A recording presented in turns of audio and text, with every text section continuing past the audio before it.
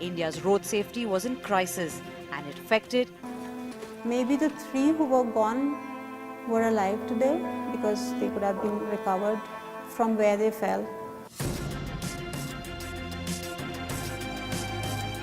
As India observed Road Safety Week, the campaign gained momentum. Influential voices, school children and concerned citizens all joined in, taking. I feel it's important for you to be associated with this campaign. What is the essential reason why you chose to be on board? Well, I think this has been a growing concern, as we say, and being a young mother, you know, our children walk on the roads, they go to bus stops, you know, to catch the school bus. And I think even as a mom, you always have that fear, you know, that, you know, your child and maybe a mother or a father or a caretaker might be dropping them. But what if somebody is, you know, driving or they're coming back from school and being irresponsible? So I think it's very important that, of course, that don't drink and drive, but also, like you say, you have to drive safely and responsibly even during the day. Yeah. Abanti, you've got teenage sons. They're what, 18 years old. In driving this entire campaign in association with NDTV, your thoughts would at one level have been also on your young sons. As a mother, what does this campaign mean to you? I think as a mother, this campaign means I can go home a little bit more reassured that there is a message out there very frequently during the season when my kids are listening to it, and hopefully, you know, there is an awareness that's being created about them of what not to do. I mean, they are below legal drinking age today, but still there is temptation always when they are together with friends, etc. So it just helps me really go and feel like there is somebody out there watching out for them through this program. Yeah. Karisma, I must ask you, you know, all of us like to go out, meet friends, party. And then, you know, I mean, to say party responsibly or drink responsibly at one level is cliched, but it is at another level a fundamental truth. Where do you draw the line? Well, you know, I must say that, frankly, I always have a designated driver. I don't drive myself because I think I have too many things on my mind. So it's better that I sit behind in the back seat.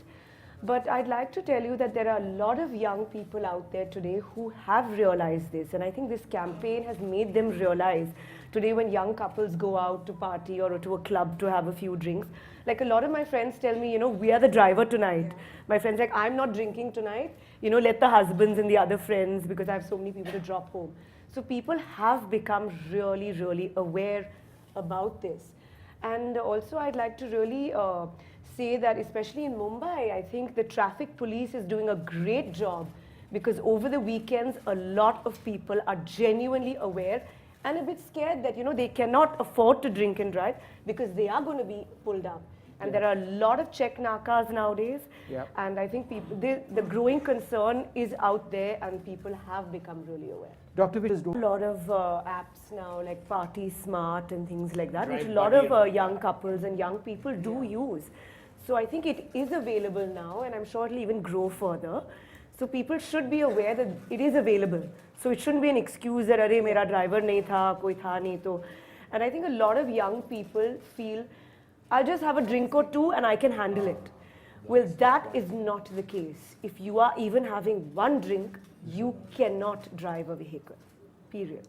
what about, but again, what about the moderate consumption of alcohol? I mean, for those who drink, it's obviously a very personal choice. Yeah. But then how do you assume that you can drink responsibly? No, that's and assuming, of course, that you're not driving, so that's out of the question. But then just being responsible as a drinker, I mean, how do you actually figure out where to stop? Well, I think it's from person to person. Like basically, I mean, I don't like alcohol, but there are some people who enjoy a drink like every night.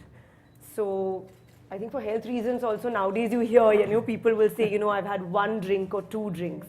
But then there are people who think, you know, they can have 10 drinks and be totally fine, which is unrealistic. See, so there is no really a demarcation. See, the stigmatization should not be of alcohol. It should be of irresponsible behavior. It's the responsibility. I think the responsibility quotient in public at large. Are we responsible? Are we going to take onus? If you go out and drink, are you going to take care of yourselves? And another good thing is, gone are the days when you think you can just bribe the cop. Because now, It's impossible for you to be even doing that. And you would The have kind of changed. I was waiting for that. I was waiting for that comment, Sohail. But I think more importantly, the fines have been raised, I mean, almost tenfold. Yeah. So somebody who's going to be irresponsible also realizes that there's a huge price to pay. So I think as a society, if we talk about responsibility rather than getting into sermonizing that you must not drink or you must drink, but about the importance of not drinking and driving. And that's why I'd like to compliment NDTV, because you all are one of the few channels that have a collective conscience to talk about these issues rather than who said what and who did what. Yeah. See, many years ago in New York, there's a campaign which was run by young people, which basically talked about peer respect, peer approval, and peer disapproval. So it wasn't about whether you were drinking too much or drinking less. It was what you were doing after the drinking. You know, if you were irresponsible to drive, if you were irresponsible to, if you were misbehaving and that kind of stuff. Social shaming is a very important tool, but you've got to figure the contours of social shaming. Here what happens is a lot of machismo is associated with a guy who drinks and drives, thinking, doesn't matter. Haryana is the Wild West. So, if you actually look at those areas, and if you don't have social shaming blended with demonstrable punishment, which is very penal in purview, you won't be able to solve this problem. And Shaji, in fact, you can take that, sir. Where do you believe we need to go as far as better punishments or punishments which actually make a point, not just a 100 rupee fine? So, just like Mr. Seth said, just few days ago, our own electrician who was driving a scooter was caught by a police constable.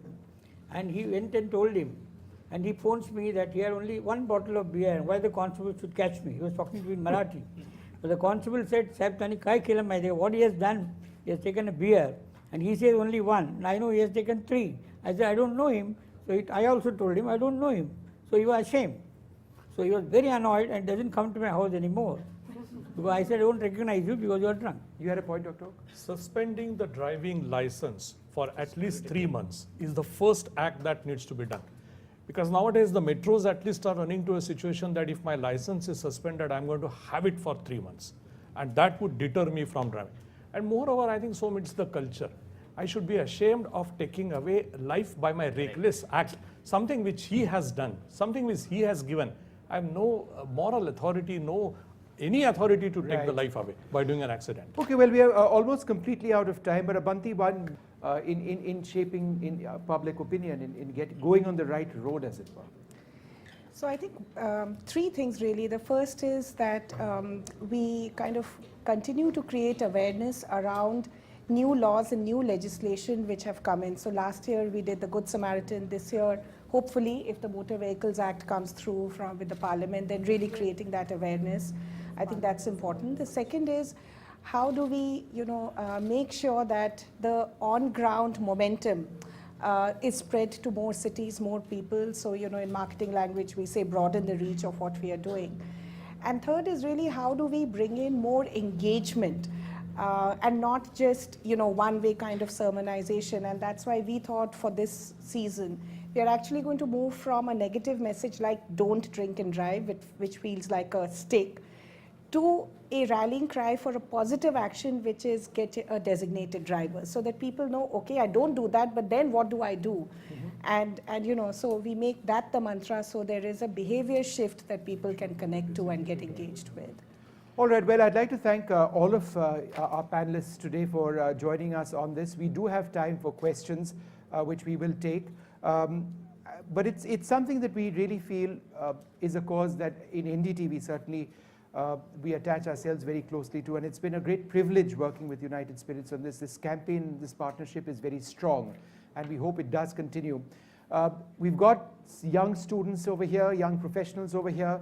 We've also got Dr. Sulema Merchant, the Dean of Sion Hospital, with us. Dr. Merchant, there you are, sir. You were supposed to be here with us, and I'm so glad you were able to make it. In fact, I would ask you the same question which I've asked Dr. Oak earlier on. The emergency room of a hospital, the first hour.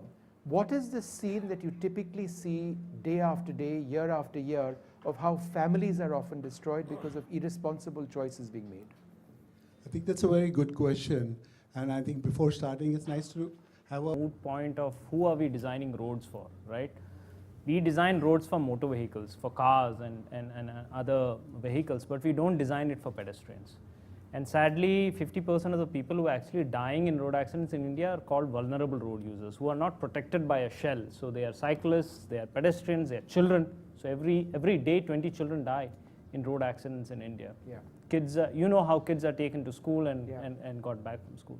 I think we have to move towards, and there are a lot of cities in the world, third world countries, like Bogota, for example, they're moving towards pedestrian-friendly roads. So the right of way should be of the pedestrian, not of the car vehicle. Any other questions? And if you could just be, yes, sir, over there. If you can ask a question, sir, and point out who you want to. Hello. Yeah. Good afternoon to all. This is Raj from spicystrasmobile.com. I'd like to ask Karisma Kapoor that do you think a celebrity can change some society, can bring a change in society? Well, I think a celebrity can always bring out the awareness. And I think like Virat is also part of this campaign. I was there in 2014 in Bangalore.